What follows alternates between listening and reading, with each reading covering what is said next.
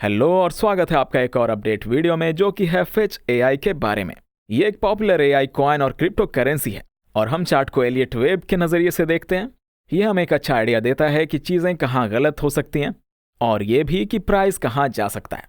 और ideal target अभी भी वही है, मतलब अगर प्राइस इस स्ट्रक्चर को फॉलो कर रहा है और पैटर्न सही से फॉर्म हो रहे हैं तो प्राइस आइडियली $6.20 एरिया तक पहुंचना चाहिए। अब सवाल यह है कि कैसे और क्यों। तो बात यह है कि लार्जर टाइम फ्रेम स्ट्रक्चर पर बेस्ड है। एलियट वेव स्ट्रक्चर हमें typical areas of interest, ideal targets, Fibonacci levels देते हैं जो प्राइस के लिए एक मैग्नेट की तरह काम करते हैं। और जो लॉन्ग टर्म चार्ट पर है वो एक ABC स्ट्रक्चर है। ए वेव अक्सर सी वेव जितना ही लंबा होता है और ये 6.20 एरिया की तरफ पॉइंट करता है। अब सवाल ये है कि मार्केट वहां जाना जरूरी है क्या? नहीं, ये सब पॉसिबिलिटीज का खेल है यार।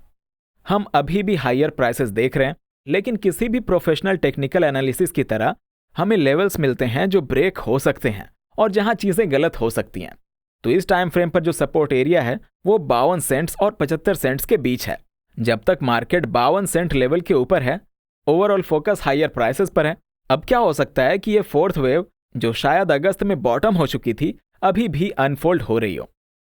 तो आइडियली हमें अगस्त लो के ऊपर होल्ड करना चाहिए, अगर नहीं तो 52 सेंट्स अगला सपोर्ट होगा।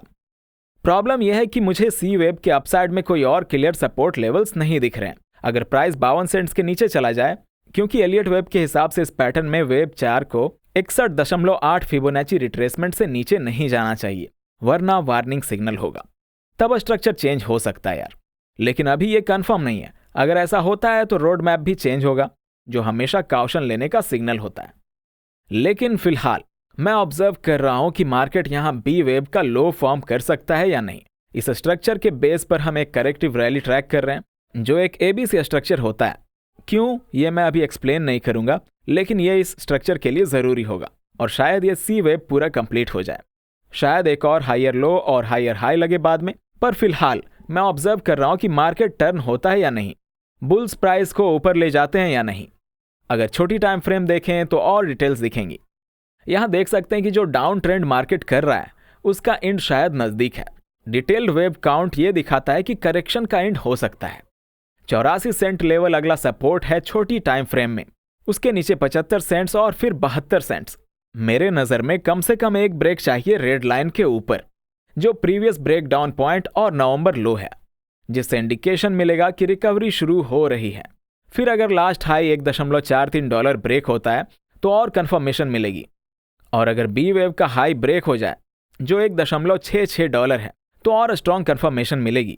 ये लेवल्स ब्रेक होने चाहिए ताकि हायर प्राइसेस अनलॉक हो सकें।